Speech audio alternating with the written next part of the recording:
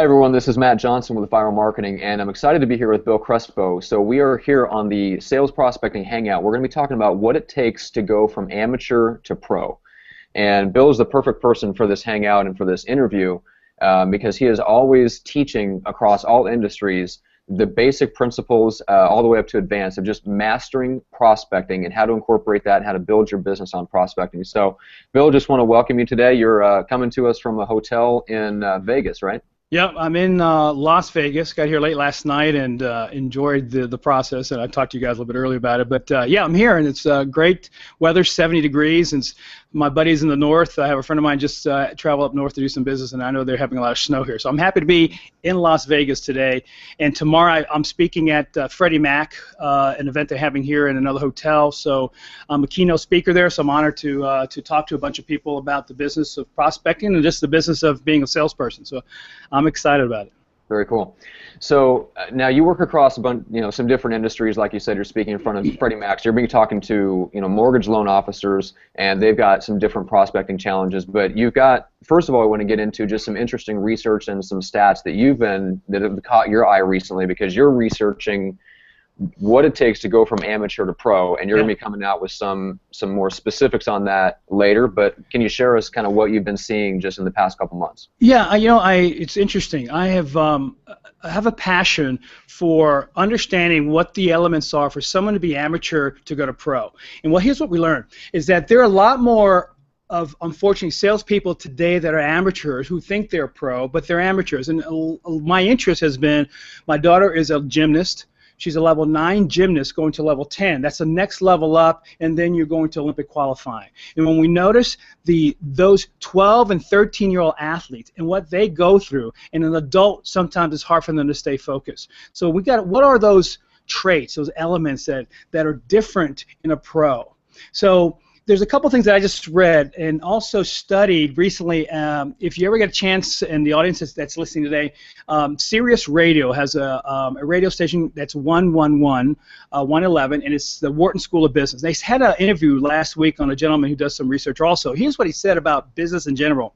The average CEO in a corporation only lasts 2.5 years. Can you imagine?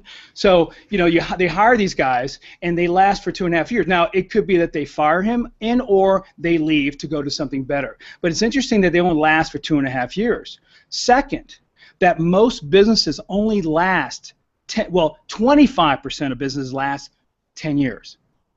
25% last 10 years or more. So, I look at that and I go, wow, what does it take to have your business? Now, I think in sales, I don't know if we can categorize us as a business. We are a business, but we're not like saying we are a Wells Fargo office and that's a business. So you are a business within the business. So I'm studying a lot about the left brain, right brain. My coach, I have a coach that I pay for, like my clients paying me. We're studying a book called The Whole Brain by Daniel Pink. And what I'm finding is that if you are if you're a very analytical person, it's very hard for you to relate to people because analyticals have no feelings. Okay, they don't. They just like to do figures and do all that kinds of stuff. So their emotion's not there. Now, if you're with another analytical, more power to you. It seems like in the real estate business, not as much, but in the financial set of businesses and the mortgage business, there are a lot more analyticals there. So because they can't wait to give numbers out. And what happens is they bore the heck out of people. They forget to sell. They're more impressed about the numbers than the consumer is. And when you look at the level of influence you have to have, and Matt, I think that what I'm realizing that when we walk into a door in a sales situation, you either have a level 1, level 2, level 3 out of 10 levels of influence with someone. And we have to establish influence. So influence is like a secret weapon. When we walk into a room with a doctor and they tell us to stop doing something or else we're going to die, in most cases we don't question that, right? We typically listen. Now, we walk in, a salesperson walks in and makes a suggestion. Now they want to tell us our job. And so that means we have less influence. So the key in selling is to establish influence with people.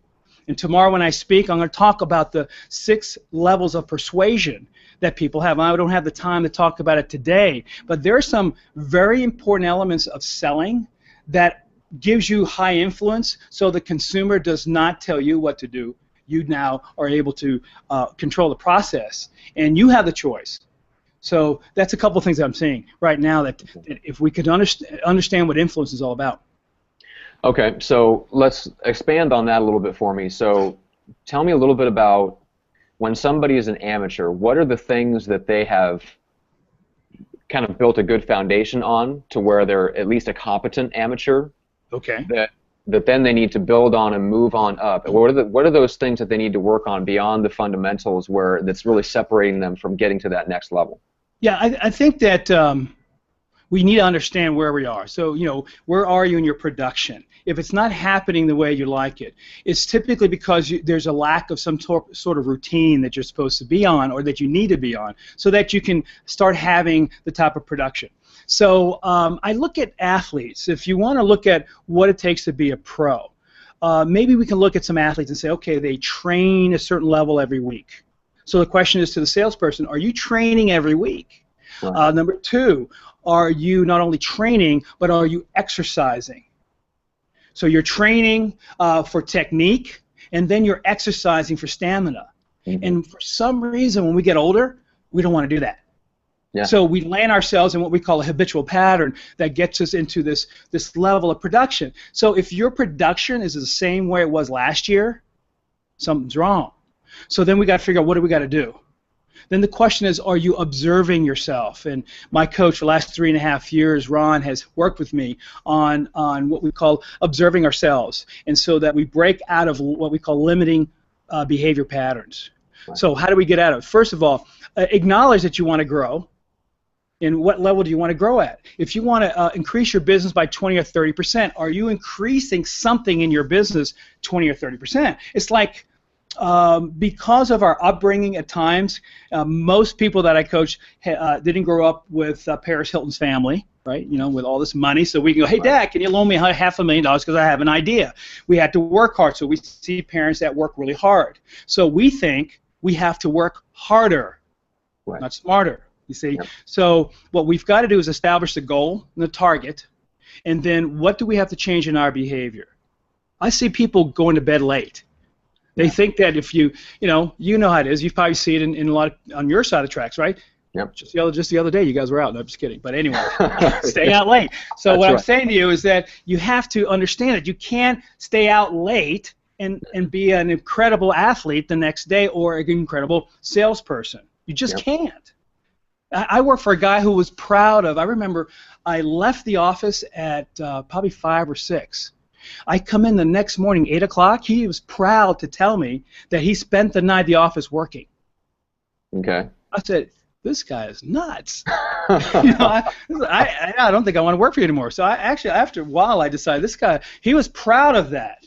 And I'm going, physically you can't handle it. You've got to be alert. So those are kind of things that we've got to work on. And there's a lot of specific things, but there are 3 parts to your day. So let me give everybody some real hard things to think about, okay?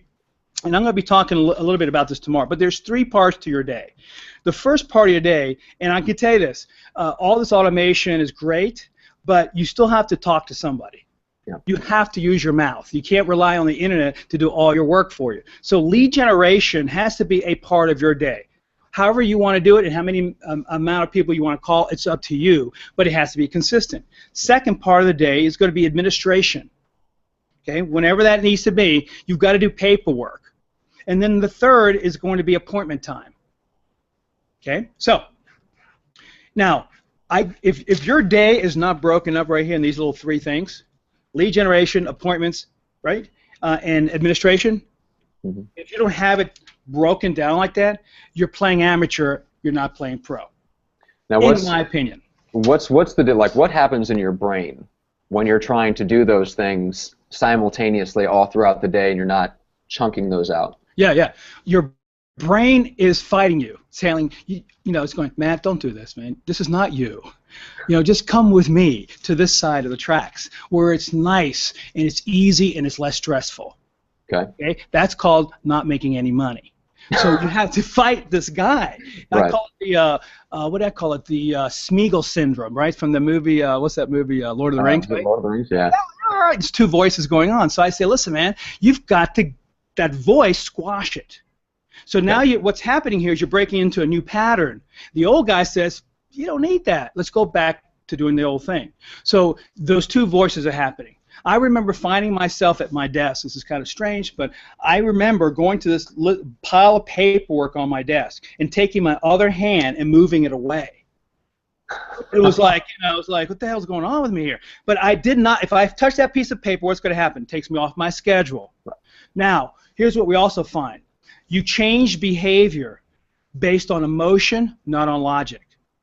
Based on emotion, which means that if you are sick and tired of the production you've had, sick and tired of being in debt, sick and tired of having your life be a certain way, and you really could visualize what you want, an emotion that stirs you up, you can actually work better at changing behavior, you see. Mm-hmm.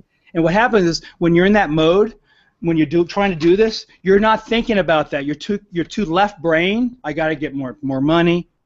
I mean, people don't do things for more money. They do it because they're in some sort of pain, like Right. the IRS is after them, or they're in debt, stuff like that. Okay. I mean, we got hit hard. I got hit hard. Everybody got hit hard when the market crashed. It's not exciting moving out of my big house to my other house, which doesn't stink, but it wasn't the big house. And telling my wife we had to move because the market just kept crashing. Okay? Mm-hmm. But the determination of getting back and the passion was strong. And it will never happen again that way. And something else could happen, but it will never happen again that way. Mm-hmm. So what is the emotion to cause you to have this kind of structure in your day? You see what I'm saying? So lead generation, if it's an hour, Matt, do an hour. You don't have to do 3 or 4 hours, but you've got to do some of it if you're in sales. And then you've got paperwork. And this is what happens with a lot of the salespeople, is that with their paperwork, they let it pile up to the point that they get all stressed out on one day to do it all, and they crash and burn. If you did 1 hour paperwork a day, 5 days a week, could you get everything done? Mm-hmm. In most cases, the answer is yes. Yeah. That kind of stuff. Okay. So you've got lead generation, administration, Mm-hmm. and then appointments. Okay. Yeah. So let's talk about the lead generation side of it, because it seems like, I mean, number one, that's where your appointments come from. So everything flows downhill if you get that piece right, and that's also the hardest piece for people to get right. So let's talk about that. So what are the differences that you see when you're coaching clients that are in different industries? Yeah. How does that affect the lead generation piece, and what type of personalities that you're dealing with in different industries? Like what's different struggles do they have to get the lead generation piece right? Wow. That's a tough one. That's the biggest struggle with people, is to just stay with a certain amount of time. Now, from my experience in coaching, I was coaching one of the best coaches in the country, I believe, in my early days. I started coaching in 2005, right when the market crashed. The hour it started going down the tubes is the first day I decided I was going to start coaching. So you have people freaking out. And so what happens here is that your emotion is tied into all the things that are not going well. And remember, you tend to lean towards the emotion, right? So the emotion of all the stuff not happening takes up your time, and lead generation takes a back seat. So what happens is the pain of not doing it has to be greater than the pain of doing it. Until that gets down pat in your brain, you're going to always leave this thing behind and never do lead generation at a level that you should. And it is the most important aspect of your business, is to getting that lead generation down. And your past clients and your center of influence are key. I mean, we were taught this many years ago, and it's still today. There's money in yours. When I'm coaching financial advisors, and they're telling me they've got, I don't know, let's just say $50 to $80 million under management, with their maybe 10, let's say 30% of their clients are the best clients at best. Yeah. And one client, they only have $10 million under management, but he's a $50 million guy. There's money that they can go have under management if they call their existing clients to pull that money in and offer those services. And so we tend to not call them because for whatever reason our ego doesn't allow us to do it. So your gold mine that we said for many, many years is your past clients right now. There's money there. So my goal for everybody who's listening today is to make 5 of those calls a day. 5. Your past clients. Because even if they have no leads, they can actually get you business for you. And if you had a client and your goal with each client is to find another client behind the client. Simple. You have a client that you got under like this. Let's just say it's the $50 million guy that you have $10 million on the management. Behind him is a friend or someone else in their family that you could talk to him about. If you can't get the rest of that money, you can now work with someone else. A real estate agent sells a house. There's a family member. The challenges with real estate people is that we have no reason to call them back after we've made the sale. The mortgage people actually have a better chance because they can refi the loan. Yeah. The real estate person doesn't have that opportunity, so we have to continue to build that network. I don't know if that answers your question, but that's an important aspect of person to stay focused on that lead generation every day and work till it becomes a little bit of habit. And then when you start seeing successes, one other thing I want to add to that is track your numbers. We're doing that with a lot of my clients right now. We do with the majority of the clients that we actually, if you call, let's say, Matt, we're tracking your numbers, and the numbers that we're going to do 25 in a week, 5 a day. And we find out after calling 25 people in a week that you found 1 new client. Now we know next week we can do it again. Yeah. We'll look at your stats and we'll actually see that in a course of a month you've talked to 100 people and we picked up 4 new clients. Now we could predict a little bit more of what's going to happen to you in the future. Now we're not in this haphazard business anymore. We're in the business of predictability based on our performance. Well, and don't you think that helps overcome a lot of the call reluctance? I mean, once you know kind of what your golden ratio is, okay, I make 25 calls, I pick up X number of appointments. Out of those X number of appointments, I get 1 client. Like once you know that, you can release a lot of the attachment to the outcome of every single phone call. Yeah. And it really sets you free, right? It empowers you. You feel stronger when you know that, gosh, when I call 5 people that I really didn't want to call before. I love it when I teach my power prospecting workshop around the country. People pay to go and they hide from me when it's time to prospect. So I'm actually going in an office chasing people, looking for people, and I found this guy in a closet somewhere in a room. And I go, what are you doing? He goes, well, I'm calling my past clients. I go, really? I haven't seen you pick up the phone. I said, come with me, of course. So I'm a coach. So he goes, and then I just watched over, and I said, listen, we'll do it together, okay? Just make the calls. I'm going to watch you. He hadn't called his past clients in I don't know how many years. And he set 3 appointments that day. And now he felt stronger. He goes, gosh, I'm missing some money here. I said, yeah. So, we've got to understand that is the fundamental of sales, is that your past clients are your gold mine. Those are people that you have branded yourself to that now go tell the story, if you have good stories, if you decide you want to go pro, because the amateurs don't do this. So now everybody's going to hang up on the phone because they're going to find out they're amateurs. But look, I'm here to help everybody get there. And so I think that we just got to understand that the fundamentals of selling something is calling your existing clients. That's your gold mine. Then your anybody that you network with is your center of influence. So those are your top 2 tiers of people that you have to call. And you have to have a uniform way of extracting that information, so a database or something like that, you can just pull this information, so make it easy for you. One other tip I want to say, Matt, because sometimes they don't know how to start the process. Okay. So what happens is that the night before, just get your list of 25 people for the week on a Sunday. If not, just get your list of 10. And then be ready in the morning to start to make the calls. Now, if you've heard me speak before, those that have heard me speak, if you haven't heard me speak, you got to have energy for this. You got to pump yourself up. No one likes to get out of bed and prospect. I'm right here with you, man. No one's just jumping out of their bed and going, yeah, I can't wait to get rejected over the phone by someone. But it's part of your job. Can you imagine what an emergency room physician has to go through? We're complaining about a sales job. Sales is the highest paid profession in any industry, in anything. And so you have an emergency room physician that some guy gets shot who's doing drugs, and now the guy's cussing out the emergency room physician, but the emergency room physician has to save the person's life. It's his job. So my question to the salespeople that are out there, it's your job. I'm sure the guy doesn't like being spit at by a drug addict who got shot, but he's going to save his life because it's his job. That's going pro. An amateur would go, you know, I don't think I want to do this. This guy's not nice. I'm going to let him die. Yeah.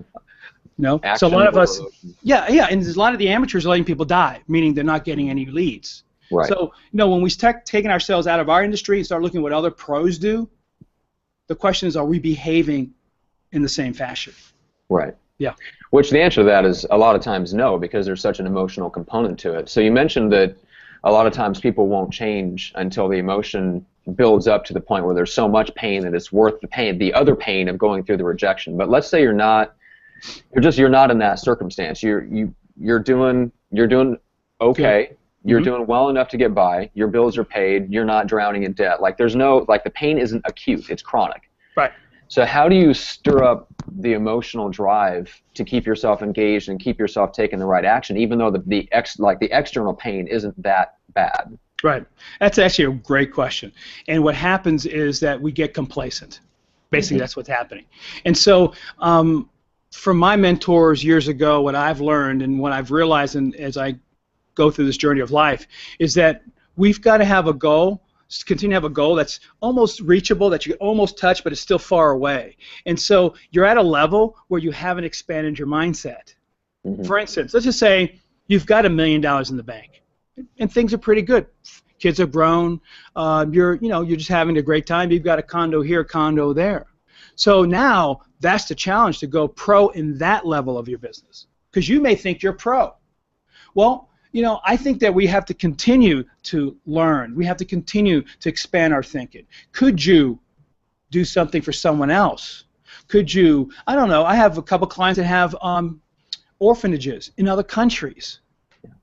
Thinking bigger. I mean, you know, one of my favorite shows, I'm sure for a lot of other people, Shark Tank, right? You watch Shark Tank on TV. I just love watching it because those people are continuing to think big. So I just watch Mark Cuban. You know, he could stop. Why is he on the stupid show? Because he's helping people. And then, you know, they always say that he always spends too much money and always pays retail on a deal with someone. Well, you know, that's his way of continuing to expand. Yeah. Okay? So when we get too complacent in life, we're not really fulfilling what we have. And again, I've noticed as we get older, once you get over 40, 50 years old, well, everybody in 2008 who thought that, what happened to them? They're out of luck, right? So now they had to rethink themselves. They had to reinvent themselves. So complacency is a disease. So that takes you down. And then all of a sudden, this guy who had all this money loses it. It's amazing what happens then. There's the emotion being stirred up. So you have to create these emotions. You have to have this goal that's out there, thinking bigger. And the other thing, too, if you're the biggest fish out of all your friends, how can you think bigger? Find some new friends that can stretch you and help you. And I think that's a pretty cool thing when you're constantly observing yourself and realizing, gosh, I'm getting complacent. That's pro, really. That's pro.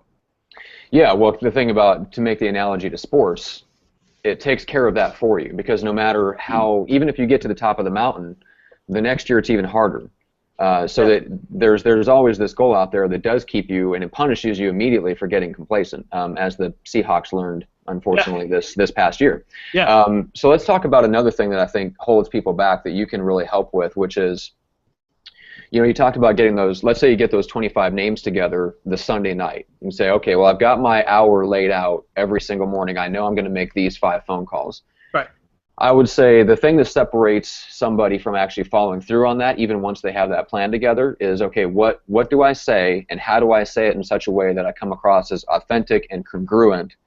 And the key to that, to me, is scripts and having it internalized. So tell me about how you teach that to people across different industries, and how do you come up with your own scripts that you're comfortable with, that you can just flow in and out of?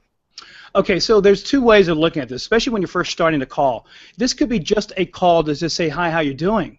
You're spreading your brand, whatever that brand is. Hi, John and Susan. Hey, this is Bill. I haven't talked to you in a long time. Just want to see how you're doing. Just want to let you know that I'm sending out some emails about the current market condition, and I want to make sure I got your email right.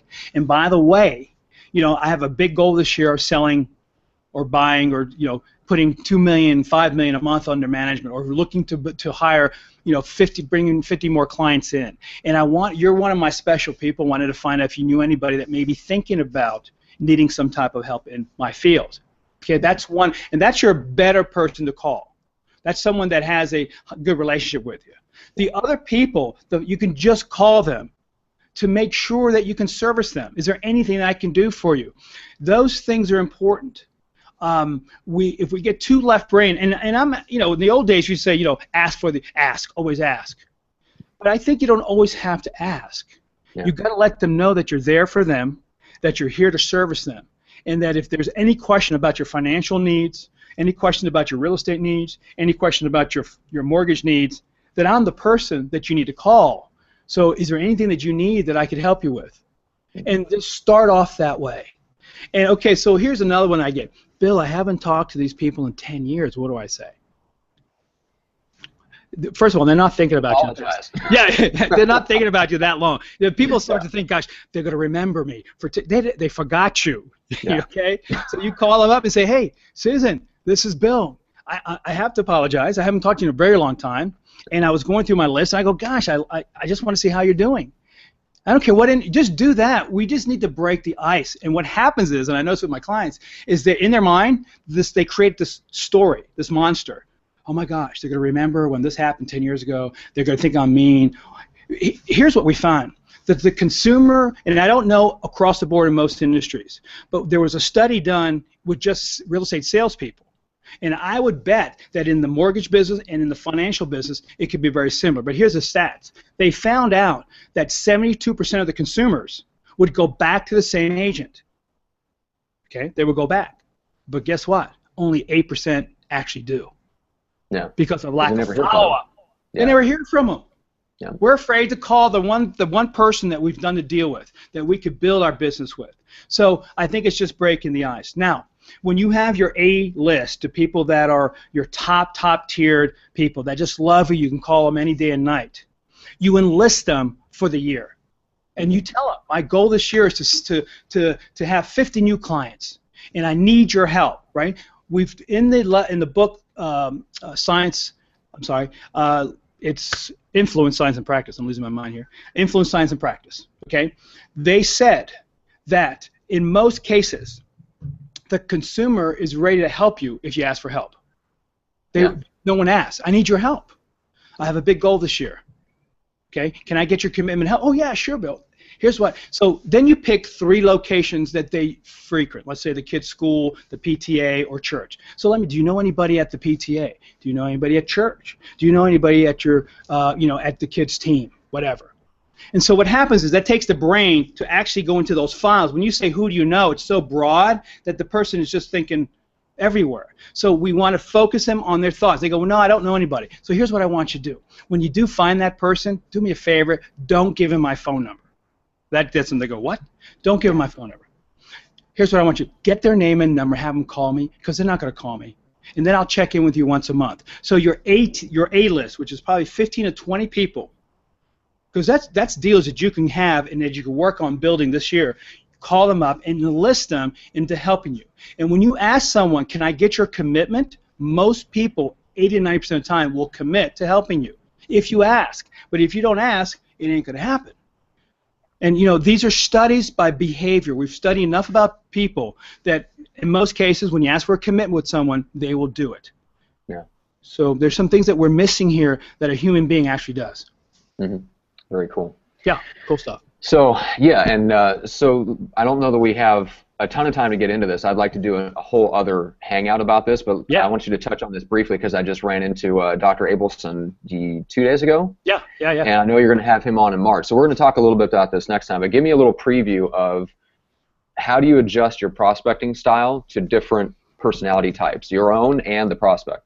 Yeah. So first of all, get onto my website if you can at 2 websites. Either Bill Crespo, is Verizon.net is my email, but The Crespo Group, www.thecrespogroup.com. There's some dates and things that are happening there, or pathtoprocoaching.com. That's coming up and being live here shortly. But Dr. Abelson is teaching DISC. DISC is the personality profile, probably the easiest one to actually really comprehend. But you're going to listen to what people say. We're going to teach you how to listen to what the words are to determine their style so you adjust yours. So we never want to give up our personality styles. We want to find out what theirs are first, Don't give up yours first, and then that starts that relationship, and it's easier to close. But we're going to talk about that next with Dr. Abelson. If people need to get on that one, that's going to be an incredible opportunity to learn something about behavior science and how you can close more deals. Yeah, absolutely. Yeah. And so I was just there was something that came into mind while you were talking earlier about kind of the referral generation script. And I think if you found this to be true, correct me if I'm wrong, but it seems like the financial advisor, out of the fields that you've mentioned and the ones that you tend to work with, they seem to have that maybe down a little bit better. Mm-hmm. The idea that there's the client behind the client, Yeah. or that client is so valuable because they're always dealing with somebody that's giving them a little bit of business with the knowledge that there's all of this over here that they could be getting if they strengthen that relationship. And I think people in other industries, especially real estate and mortgage, because it's transactional, lose sight of that a lot more. And it's very difficult to keep that in mind. So how do you, when you're in that type of sales field where it's very transactional, how do you keep that in mind to keep on deepening the relationships and just keep them, like you've got your 15 to 20 that are your A players. Let's say, what about your wider database? Well, your wider database is either, now in what we've studied is that you want to get a 10% return. A 10% return. So in other words, if you have a list of 1,000 people, you want to have 100 transactions out of them, 10%. So what we want to do is continue to build, and we want to purge these names. So what's a good client on a database? A good client on a database would be someone who would be actually responsive, that you send something to them, they get it. And that's what we call an engaged client, an engaged person in your database. Starbucks works very hard to engage the client. Or the customer, right? You have the Starbucks card. They could track how many times you go there. You buy the iTunes stuff there, whatever that thing is on the cars that I never use. And then you can say I'm not hooked up as much as most people are. And then you go there so many times. That's an engaged client or customer. How engaged are your customers? How engaged are they? Are they calling you up for advice? Are they receptive to going to some of your client functions that you have for them? Those type of things. Because I really believe that we have to build and purge. And if they're not responding, you put them into another database, but this main database has to be people that are engaged in you. Now, the what we call the super engaged people or fully engaged people are people that actually are physically attending events. So you'll probably have 2 layers of engaged clients, fully engaged, and then you'll have engaged. And then the rest of them go into another database because we're trying to move those people here into this database. But here's another question though, Matt. Are we understanding what we have in our database? Do we know the number of people that we have? Years ago, I used to sell, of all things in my 20s, dental franchises. Interesting. The highest rate of suicide in any profession is dentistry.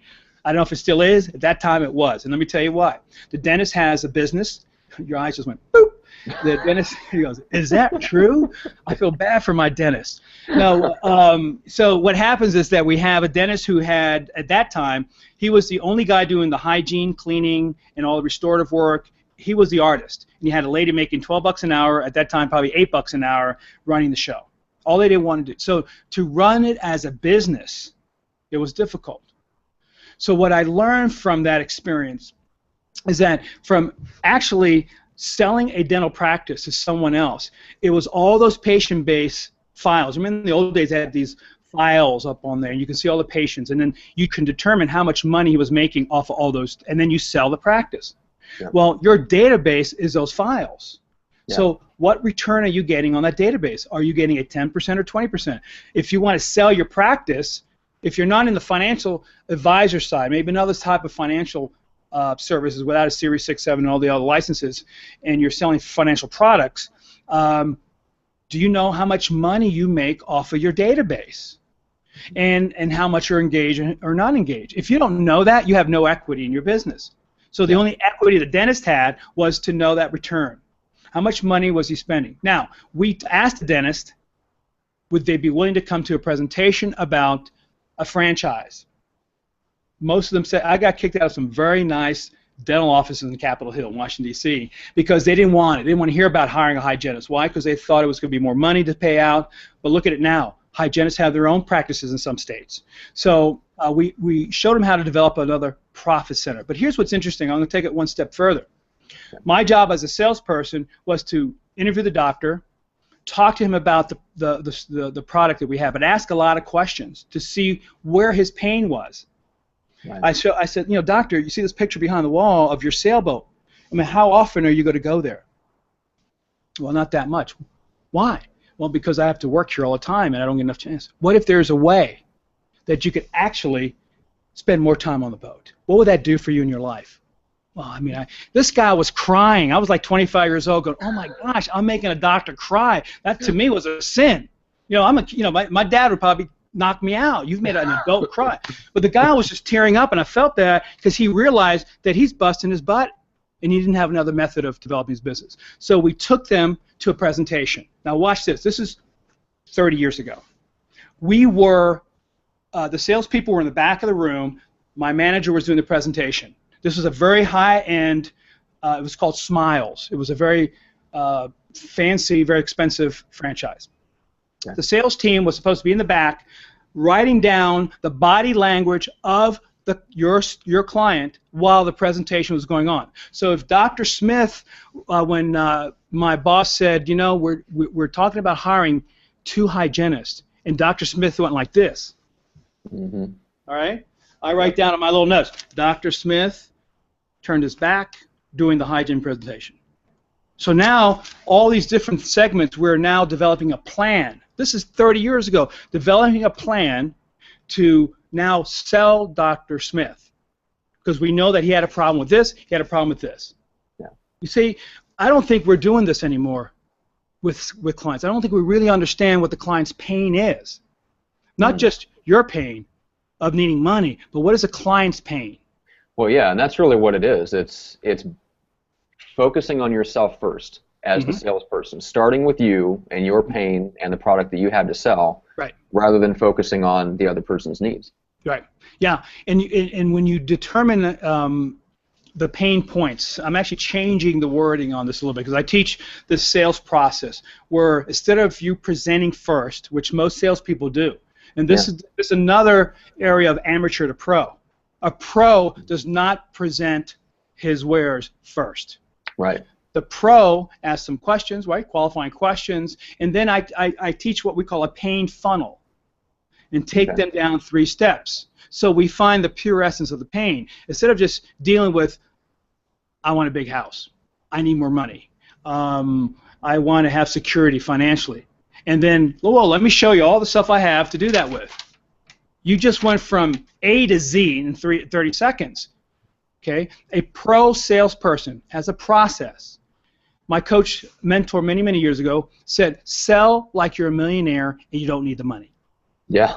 Okay? And that's really what it is, too. It's that the propensity to go from A to Z is exactly that. It's the need. It's up here. And you have that anxiety built up. You go, oh, my gosh, there's a paycheck. And then I remember someone telling, I loved it, what they said to me. He says, Bill, I think I had commission breath. And I go, really? What do you mean commission breath? Well, I think the guy got turned off because I was so excited about getting the money that I think I had commission breath. And I kept. I said that is perfect because we do have that anxiety. We need. Listen, I understand it, but the pro is able to keep that contained and take the spotlight off of him for that hour or 2 or half an hour you're spending with him, and ask them probing questions that takes them down a path. For instance, give you an example. The guy says, I want some security in my life. Mm-hmm. Great. What kind? Okay. Or tell me more about that. Mm-hmm. Simple script, man. You don't have to get that complex here. If you want to learn how to ask questions, watch Dr. Phil. Watch Dr. Phil the way you ask questions, the art of asking questions.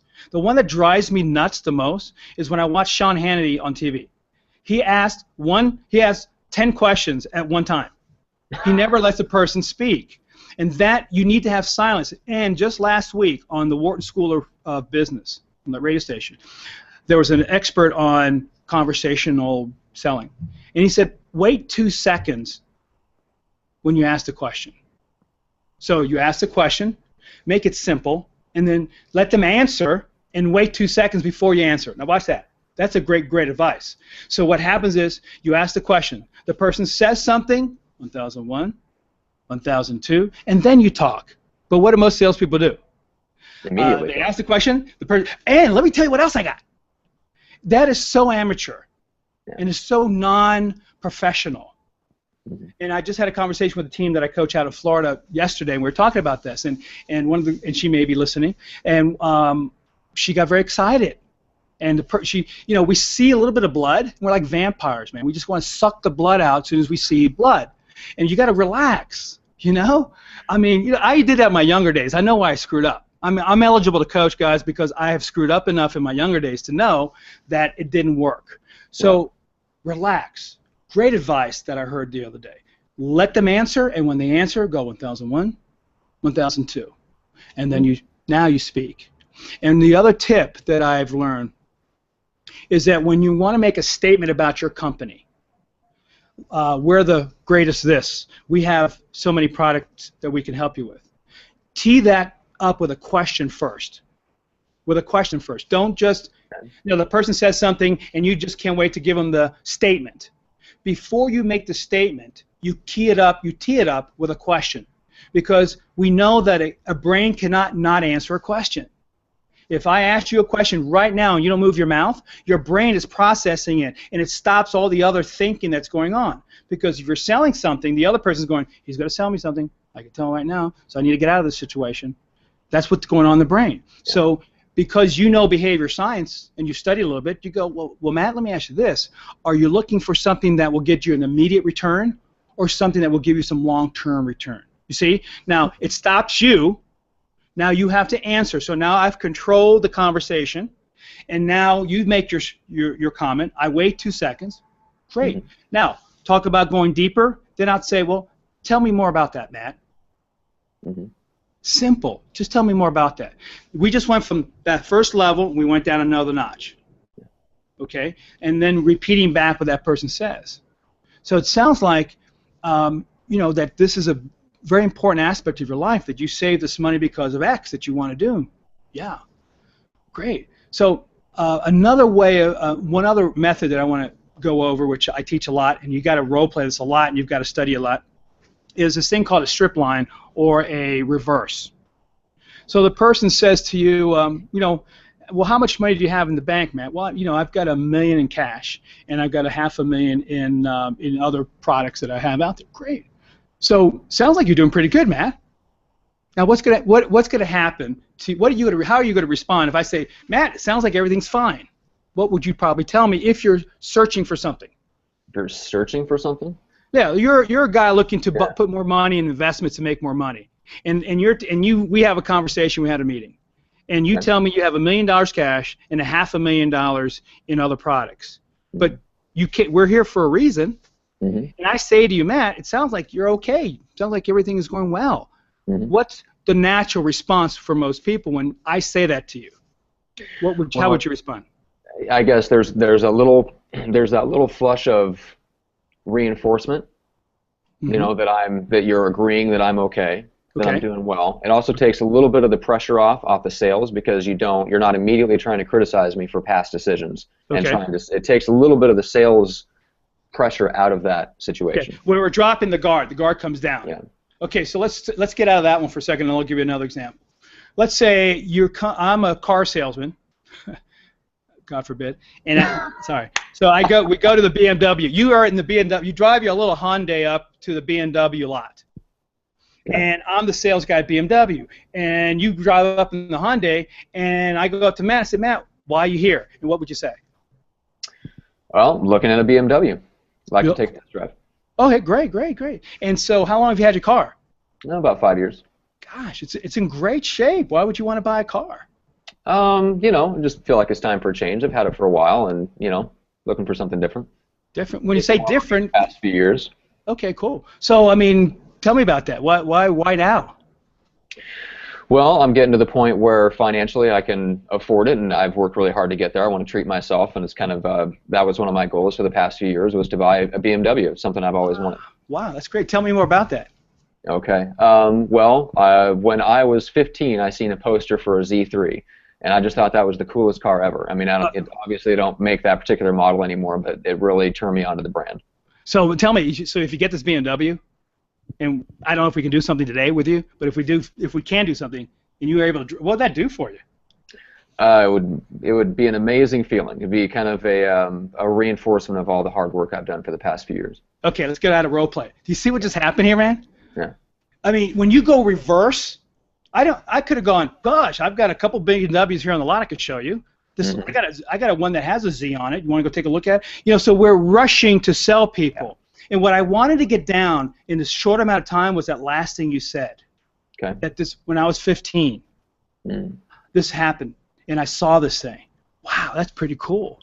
You see, now I know a lot more about you in a split second. That's going pro. I don't need to sell another car to you. I don't need another sell. I want to help you, Matt, make a good decision. And if I tell you on my lot that the decision may be that it may not be right for you right now to buy the car, but I want to help you to understand what the BMW can do for you, how would you feel about me as a salesperson? Yeah, much better. Much better. And see, that's the difference. Yeah. That's what excites me to teach my clients, is this difference that makes you look like, man, this guy doesn't act like he's pushing me. But see, here's the other side of it. I'm a sucker for that kind of selling, too. You know, when someone comes to me and consults me versus trying to slam me down on some kind of deal that they want to give me, I'm completely turned off. And there's been enough proof back to the modern day of selling that the normal old stuff that was been taught for many, many years, the consumer is almost better at the techniques than the salesperson is. They know everything on how to close. So they're turned off by it. So now that means if you want to sell at a high level, you're going to have to come in the back door. You're going to have to come in a different way. And so the different way is the more you go away from the client, the more they go to you. The more you go towards them, the more they go away from you. So, but you have to have technique around it. So the 2 days that you spend with me in Power Prospecting or the Power Scripts, that one-day program that I'm going to do, is that we teach you this, of how to come in the back door. And it's not being taught anymore. And what happens is you got guys like Zig Ziglar who's died. All the older guys have left. And so, you know, I learned this a long time ago when I hired this amazing person to train my agents at the time when I ran my company. And it was amazing to see that it was reverse selling. And he reversed me all the way to the point that we paid him a check to train. And he did the process on me while I was there, talking to him about his services. Yeah. So he started off going like this. He goes, so Bill, my partner at the time was, he was the owner and I was the manager. And so we bring the guy in. He goes, so Bill, let me ask you this. And Ike, tell me a little bit about if you had to hire someone to do training, what would you want them to train? And so we give up the information. Great. So if you find that person and they teach that, what will that do for you in the company? And we're like throwing up stuff. We're going, gosh, you know, it helped us to recruit. We'd be able to, now he's finding the pain. Yeah. What's not happening now? Well, we're not able to recruit him. We're not in the where we could really attract it. Now, we were the dead last office out of 300 offices in the East Coast. We hired this guy. Then he goes, well, in round figures. Now watch this. I don't know what round figures, but in round figures, tell me, do you have a budget? And after halfway through this, I go, this guy's working me, but what he's doing is working. I should have laid down and just given him the wallet to him because it was so smooth. So the guy goes, you know, we have a budget of about $2,000 right now. Okay. Well, you know, how would you make a decision on a trainer? You know, you find this guy that could help you develop more business to recruit, and you spend that $2,000. How do you decide on that? And we're telling him. And then the last part of his presentation is the presentation. We gave him all the information on what we wanted, and he was a guru, believe it or not. The guy's Ganesh Khalsa. He's out of Tyson's Corner, Virginia, still teaching and training. Yeah. He's a Sikh with a turban out of Ohio, who just probably took too many drugs in the 60s and decided to be a Sikh. Well, one of the best trainers in the country. Wow. And he said to me, we went ahead and he says, you know, well, when you're with a client, give the paintbrush to the client. Let the client paint the picture, and you become the picture.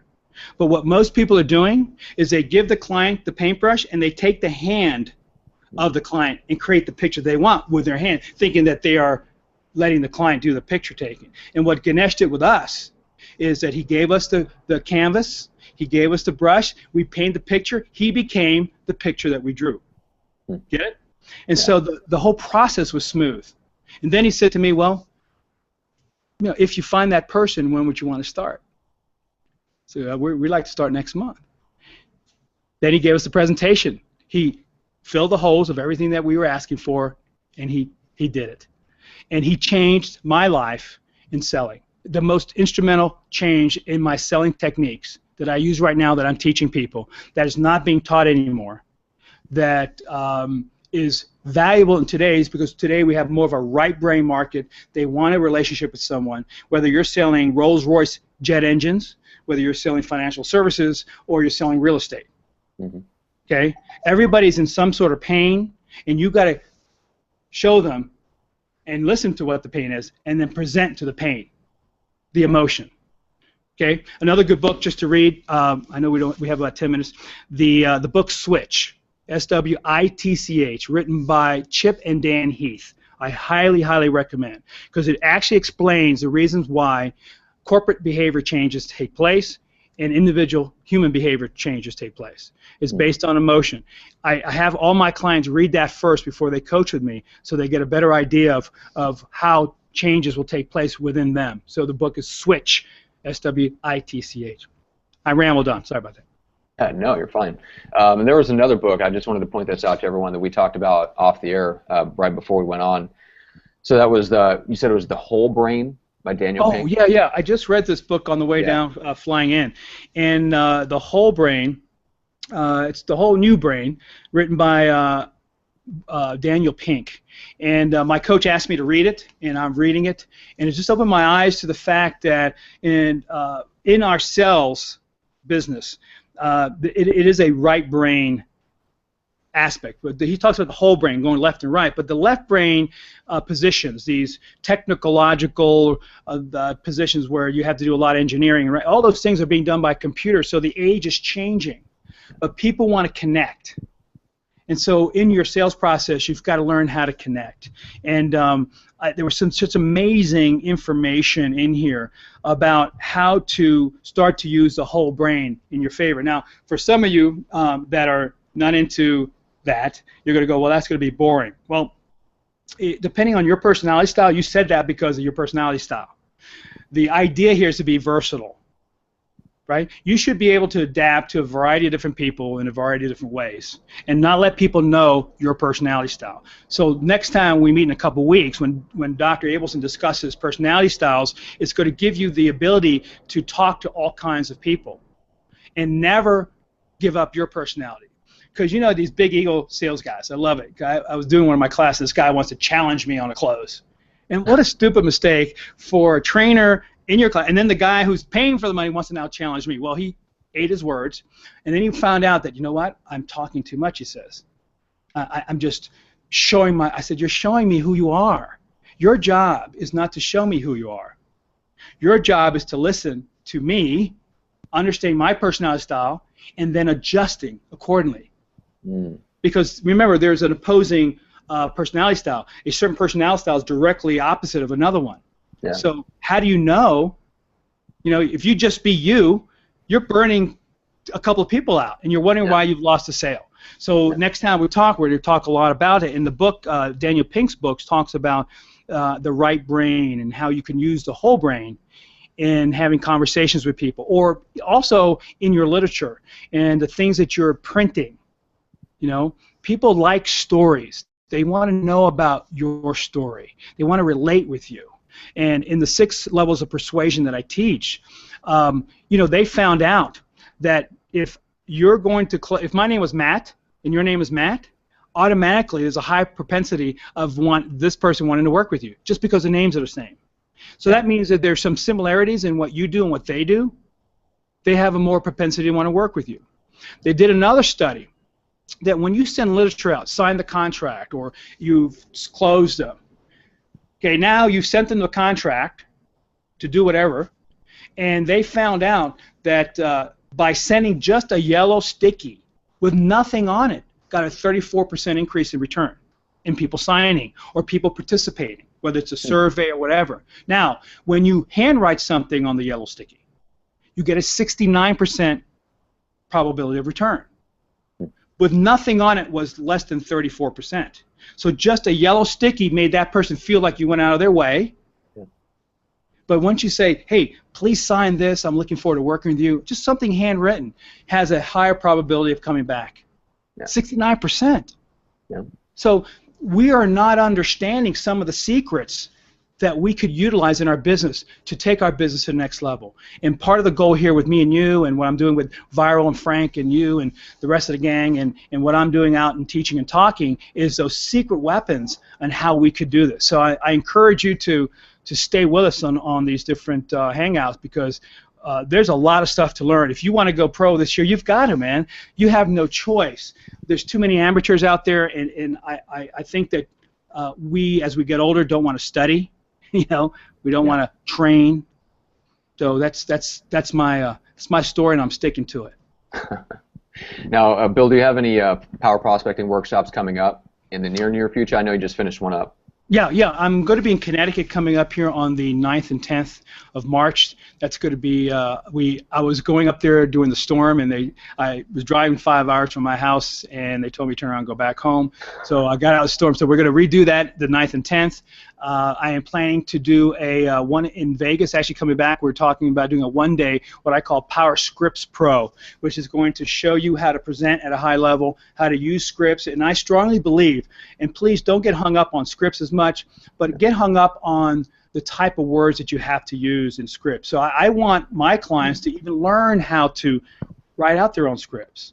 You know, it doesn't have to be that wordy, but there's 3 elements to a script that we're going to talk about in the Power Scripts class. That's a one-day event. The Power Prospecting is a 2-day event. And then if anybody's interested in having me come out to their office or to teach, we typically do the client sometimes pays for me to come out and either speak for one day or do a workshop or come back. They could always email me at billcrespo@verizon.net. I have script books for people that we work on, and if they're interested in coaching, they can give us a call too and find me on the internet. But it's going to be it's an exciting year. I'm looking forward to really getting out there more nationally and getting in front of more people so they can start developing their business and going to their next level. Yeah. And for everyone out there, for more information on Bill and to see some of his materials and the articles that he's written, I believe it's www.thecrespogroup.com, right, Bill? Yeah, it's that, and then eventually we'll have pathtoprocoaching.com coming live here pretty soon, and we'll be talking a lot about that. I'm going to be providing some tools and things you use. Dr. Abelson is going to be helping us on DISC. So the other thing I'd recommend, that if you've never had a DISC profile done of yourself, then you can give me a buzz through our company, and we could send you a link, and you do one, and that way, by the time you get on with us in a couple weeks to Dr. Abelson, you've seen yours, and I would bring it up, and you can go over that whole thing, which is great. And there's not a bad personality style. It's just that you have to know how to adapt. So some of us are high drivers, some of us are high analyticals, some are highly expressive. So you want the versatility in your personality style. It doesn't have to be that there's one. Everybody wants to be a driver because they're in sales. Well, that doesn't always work for everybody. And I think that we find out that when you understand the nuances in personality styles, that's what's going to help you take to the next level. Yeah. Very cool. Yeah, I'm very, very excited for the one with Dr. Abelson. I think you guys are going to get into a ton of really good stuff, so I'm excited. All right, guys, I'm going to put all the links to the different books and the sites that Bill mentioned in the notes right on the Google Plus page. That way you got access to everything and links to everything that we talked about today. And we're looking forward to the next one. We'll keep you updated. We'll send you an email, let you know when and how to sign up and RSVP for that hangout with Dr. Abelson. So thanks so much, Bill. I appreciate you taking your time out. I know you've got to get back to it, rest up for your presentation tomorrow. Tomorrow, yeah. Vegas is looking good at 70 degrees, and I'm loving life at that. So thanks for having me on. Yeah, appreciate it. All right, take care, guys. Bye-bye.